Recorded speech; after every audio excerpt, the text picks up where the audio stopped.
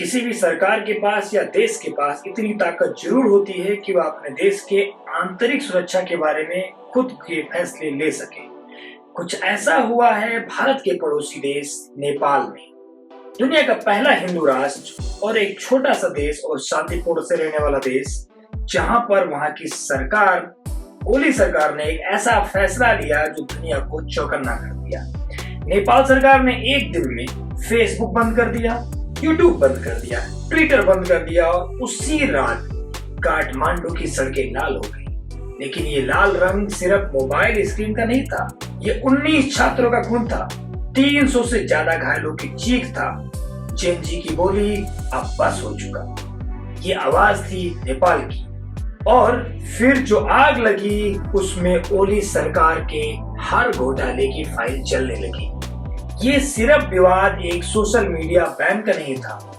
Social media ban के आड़ में एक ऐसा खेल खेला जा रहा था नेपाल के अंदर, जिसको वहां की यूथ ने सिरे से खारिज कर दिया। कैसे एक बैन एक चिंगारी का रूप ले लेती है और असल में धधक धधक कर भ्रष्टाचार की आग में जलने लगती है और हिंदू राष्ट्र की मांग तक आ जाती है। ये कहानी इतनी नई नहीं है, थोड़ा सा पीछे चलने की जरूरत है। 21 अप्रैल सुबह 9 बजे का समय एक नियम नेपाल सरकार पास करती है। अफवाह फैलाने वाली पोस्ट पर 5 लाख रुपए का जुर्माना या 5 साल का जेल। इंटरनेट स्पीड घुटने लगी थी, वीपीएन एप्स अचानक से इंस्टॉल होने लगे थे। छात्रों का रिएक्शन क्या था? मेम में बनाओ, टैग करो, ट्रेंड चलाओ। शाम तक no to digital dictatorship trend करने लग गया था। पुलिस का जवाब, लाठी, आंसू गैस, वाटर कैनन। रात 11 बजे तक 4 लाख ट्वीट गायब, 1200 अकाउंट सस्पेंड। आग को जितना दबाने का प्रयास करेंगे उतनी ही तेजी के साथ धधक कर वो वापस निकलेगा। अगली सुबह कैंपस खाली, सड़कें फुल, नारा गूंजा। सोचिए, एक शांतिपूर्ण देश अचानक से एक ऐसा कठोर फैसला ले लेता है जिससे दुनिया चौकन्नी हो जाती है। सोशल मीडिया पर अचानक से बैन लगा देना ये कोई नई बात नहीं है। भारत ने भी पहले ऐसे किया है। टिकटॉक जैसे और चाइनीज ऐप को भारत सरकार पहले बैन कर चुकी है। पर यह कहानी भारत की नहीं है। ये कहानी है एक शांति प्रिय प्रदेश, एक शांति प्रिय राज्य की, एक शांति प्रिय देश की, जिसका नाम है नेपाल।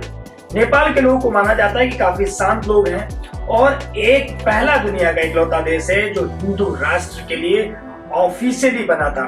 वर्तमान समय में नेपाल डेमोक्रेसी की तरफ बढ़ रहा है, लेकिन वहां की जनता को डेमोक्रेसी पसंद नहीं आ रही है। कारण उस डेमोक्रेसी की आड़ में भ्रष्टाचार का एक जाल बुना जा रहा है। जनता को उन्हीं के द्वारा उन्हीं को ठगा जा रहा है और जनता को एक तरह से बेवकूफ बनाया जा रहा है। राजशाही की मांग चल रही है, हिंदू राष्ट्र की आवाज तेज होने लग गई है। लेकिन ठहरिए, ये कहानी कुछ और भी कह रही है।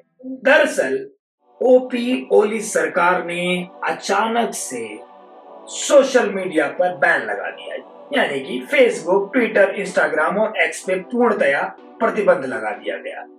हवाला दिया गया कि ये कंपनियां कुछ नियमों का पालन नहीं करती हैं।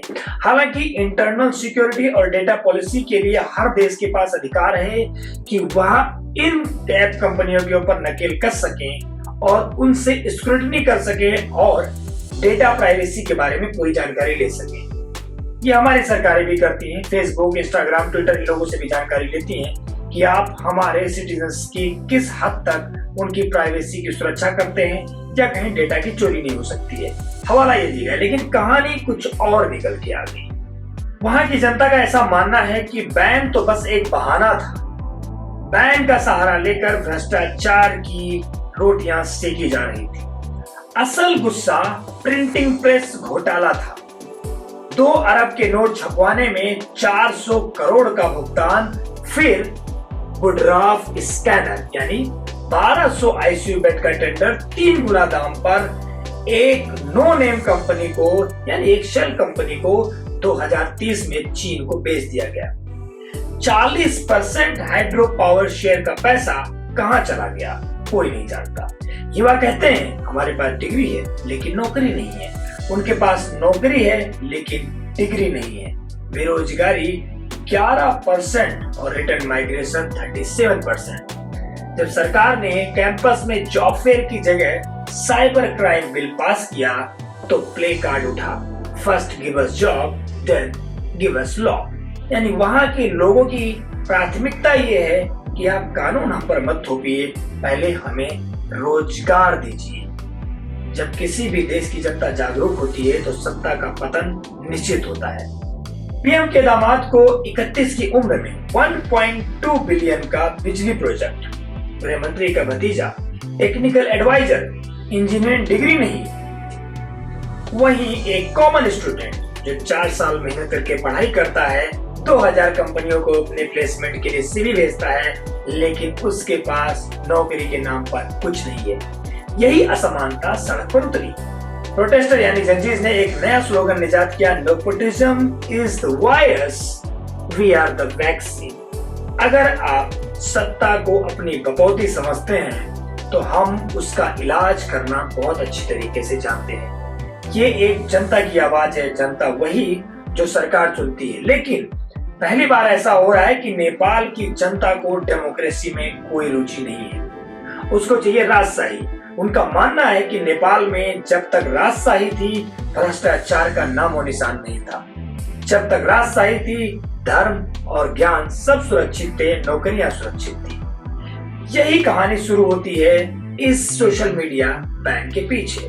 टिकटॉक पर 50 लाख मिलियन व्यूज का गाना था, रैप संस्कृत मिक्स था। यो ओली we are poly but your family monopoly, यही टिकटॉक पर ट्रेंड करने लगा था। बहुत सारी ऐसी क्रिटिसिज्म की बातें थी सोशल मीडिया पर जो सरकार के सामने एक नंगी तलवार की तरह घूम रही थी। शायद सरकार को यही बातें हजम नहीं हुई। लेकिन दूसरा और सबसे बड़ा धड़ा क्या कहता है कि हमें धर्म यानी हिंदू राष्ट्र एक देश की जरूरत है, ना कि हमें लोकतंत्र की। उनका मानना है कि लोकतंत्र ने हमें दिया क्या है, 12 सरकार 16 साल में।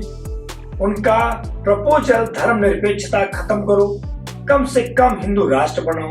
ओपिनियन पोल में 18 से 25 में से 42% सहमत हुए। नेपाल के लोग धर्म पहचान को एक कल्चरल बूस्टर मानते हैं, पर 58% का counter we want job not janeu result आंदोलन में 2 स्ट्रीम पर कॉमन एनिमी हो गया। लेकिन कुछ लोग ऐसे भी हैं जो वी वांट जॉब नॉट जनेऊ, यानी कि हमें धर्म नहीं, हमें नौकरियां चाहिए जो उनकी एक वैलिड और जायज पाएगा। लेकिन आधा धड़ा सिरे से खारिज करता है कि नेपाल एक हिंदू राष्ट्र होना चाहिए। डेमोक्रेसी के नाम पर नेपाल में भ्रष्टाचार का एक बहुत बड़ा धंधा फल फूल रहा है। एक और पॉइंट शुरू होती है 16 अप्रैल की रात में। प्रदर्शनकारी संसद की ओर बढ़े, पुलिस ने रबर पैलेट निकाली, किसी ने पत्थर उठाया, एक 19 साल का लड़का सुजाता को गोली लगी। वीडियो वायरल हुआ।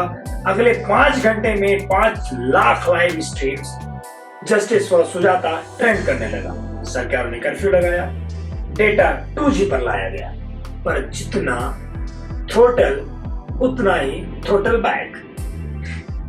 पर इस बात को जितना सरकार ने दबाने की कोशिश की, उतनी ही दुगनी गति से इस बात को फैलने में समय नहीं लगा। VPN सेल 800% से ज्यादा बढ़ गया। क्लब हाउस रूम 10,000 से ऊपर हो गए। Youth slogan you can't shoot ideas, यानी कि आप हमारे विचारों को नहीं मार सकते, ये नेपाल के युवाओं की मांग होने लगी।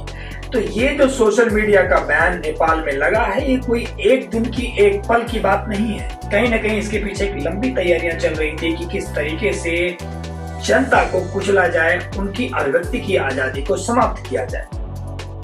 अब थोड़ा सा पड़ोसी मुल्क बांग्लादेश के बारे में भी देख लेते हैं कि वहां का स्टूडेंट यानी यूथ ने किस तरीके से शेख हसीना का तख्ता पलट कर दिया था।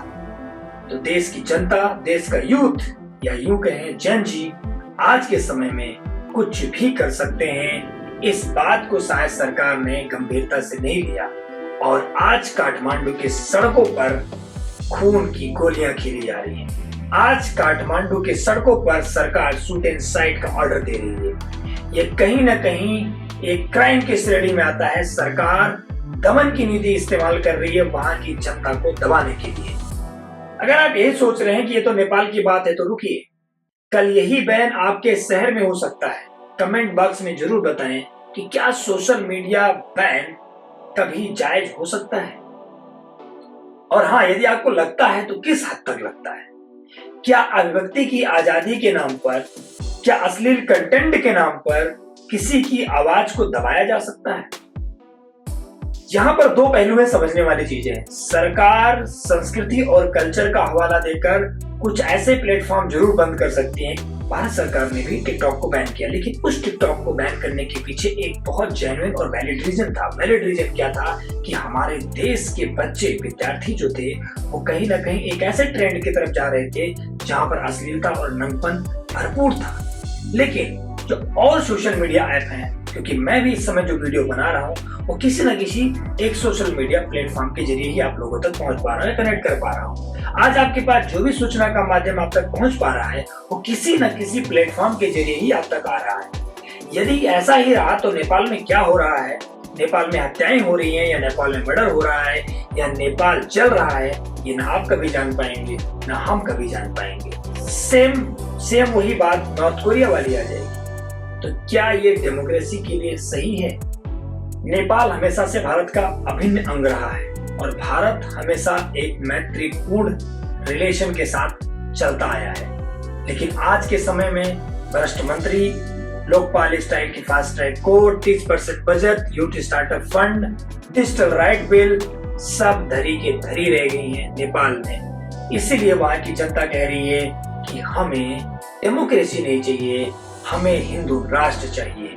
आज नेपाल उस दोराहे पे आकर खड़ा हुआ है जहां उसने अपनी एक अच्छी खासी हिंदू राष्ट्र वाली जमीन खो दी है और डेमोक्रेसी और अच्छा बनने के चक्कर में देश एक ऐसे भ्रष्ट लोगों के हाथ में जा चुका है जो अपने हिसाब से कानून को तोड़ते हैं, मरोड़ते हैं और जनता को दबाने का पूरा प्रयास करते हैं। आज उसी की जीती जागती कहानी है कि 19 लोगों ने अपनी जान दे दी है काठमांडू के सड़कों पर। लेकिन नेपाल की जनता ने एक बात जरूर सिखा दिया है कि जेन जी सिर्फ रील नहीं बनाती है, रियल चेंज भी लाती है।